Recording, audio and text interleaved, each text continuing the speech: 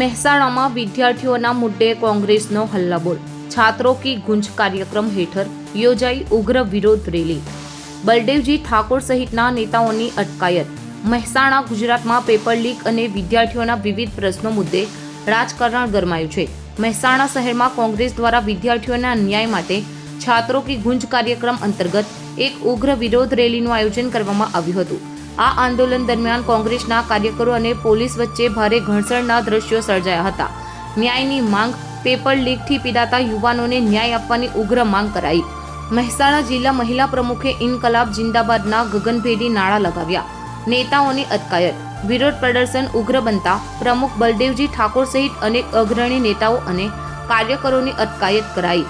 Police બંદોબસ્ત। રેલીને રોકવા અને કાયદો વ્યવસ્થા જાળવવા માટે ચુસ્ત પોલીસ કાફલો તૈનાત કરવામાં આવ્યો હતો।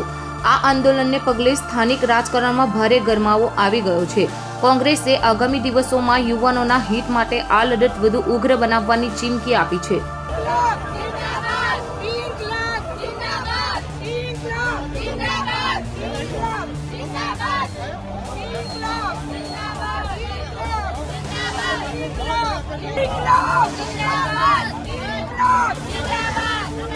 Inqilab!